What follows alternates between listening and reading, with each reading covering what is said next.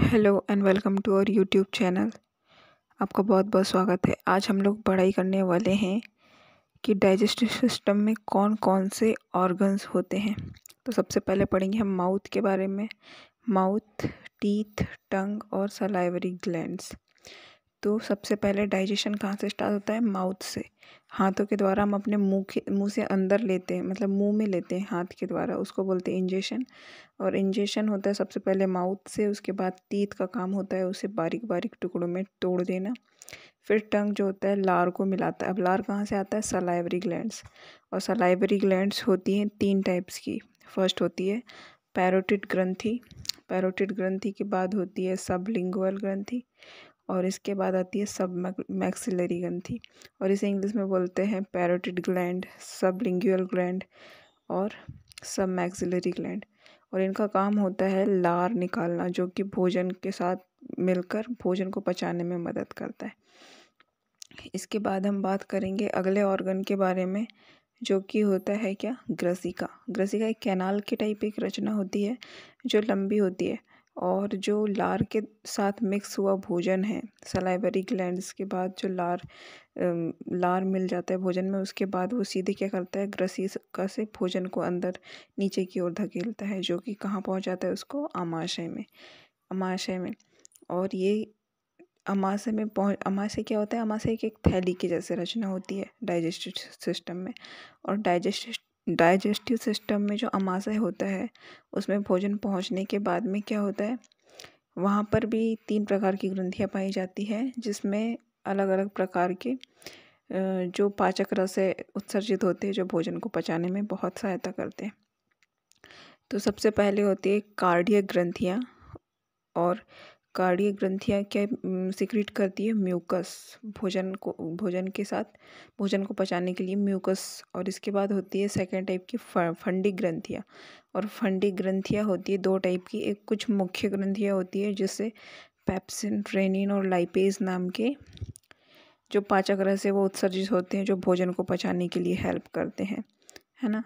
और इसके बाद इसके अलावा जो अन्य ग्रंथियाँ होती हैं वो उत्सर्जित करती हैं HCl, यानी कि हाइड्रोक्लोरिक अम्ल, जो भोजन में कीटाणुओं को नष्ट करता है और भोजन को और महीन पीसने में मदद करता है।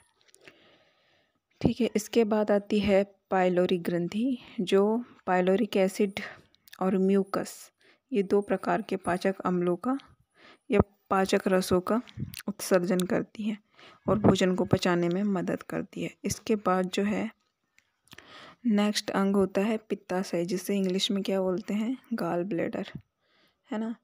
तो हाँ, और मैंने इंग्लिश में नाम नहीं बताई थी। माउथ यानी मुख, सलाइवरी ग्लैंड्स यानी लार ग्रंथियाँ, स्टमक होता है अमाशय और इसोफेगस होती है ग्रसिका। इसके बाद हम पित्ताशय के बारे में पढ़ेंगे, जिसके कहते हैं इंग्लिश में गाल ब्लैडर। तो गाल ब्लैडर क्या करता है? पित्त रस उत्सर्जित करता है। और पित्त रस को इंग्लिश में बोलते हैं बाइल जूस। तो बाइल जूस जो है भोजन को पचाने में मदद करता है। ये भी बेसिक नेचर का होता है, ठीक है। और पित्ताशय जो होता है यकृत में होता है, लीवर में पाया जाता है।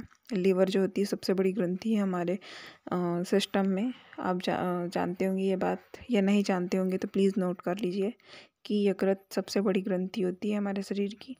और यह जो पित्ताशय है वो यकृत से ही जुड़ा हुआ होता है। इसके बाद जाते हैं हम लोग अग्नाशय। नेक्स्ट ऑर्गन क्या होता है? अग्नाशय, जिसे इंग्लिश में कहा जाता है पैनक्रियास। और अग्नाशय उत्सर्जित करता है पैनक्रियाटिक जूस, या तो फिर जिसे हिंदी में बोलते हैं अग्नाशयी रस। अग्नाशयी रस का मुख्य काम होता है प्रोटीन, वसा और शुगर यानी शर्करा, तीनों का पाचन करना मुख्य रूप से। और ये हमारे शरीर में लगभग 500 से 800 लीटर प्रतिदिन उत्सर्जित होता है, और ये हाईली रिकमेंडेड होता है।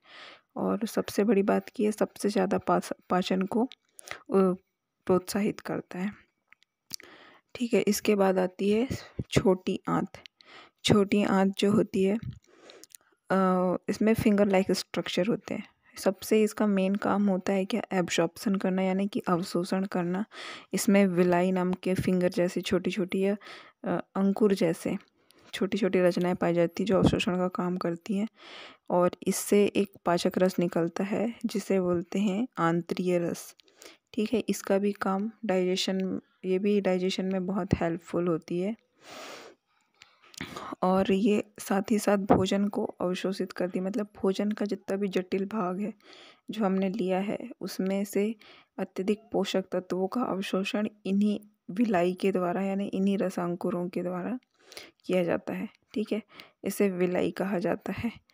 और जो छोटी आंत होती है, छोटी आंत एकदम ऐसा दिखने में जैसे दिखती है ना कि कैनाल टाइप प्लेन, ऐसी होती नहीं। इसकी जो भीतरी सतह होती है वो खुरदुरी होती है, और ये होती है सिर्फ विलाई की वजह से। अब इसके बाद में देखते हैं हम लोग क्या, बड़ी आंत। और बड़ी आंत का कार्य होता है, बड़ी आंत का मेनली डाइजेशन के सिस्टम में सबसे कम काम होता है, और इसका काम होता है सिर्फ जल का अवशोषण करना, और साथ में डाइजेशन किए हुए फूड को, यानी कि जो सॉलिड फूड होता है और लिक्विड वेस्ट होता है, सॉलिड और लिक्विड वेस्ट जो निकलता है हमारे फूड से डाइजेशन के दौरान, उसको मलाशय यानी कि रेक्टम में ये संग्रहित करेगा, और एनस के थ्रू हमारी बॉडी से ये एक्सक्रीट आउट करेगा। मतलब हमारे भोजन की सफाई का काम और जल के अवशोषण का काम करेगा। ये था हमारे डाइजेस्टिव सिस्टम के ऑर्गन्स। उम्मीद करती हूँ कि आपको ये पसंद आया होगा। So please subscribe my channel, और आप लोग प्लीज़ इसे अच्छे से समझने की कोशिश करें और पढ़ाई अच्छे से करें। मैं यही शुभकामनाओं के साथ विदा लेती हूँ। Okay, thank you so much.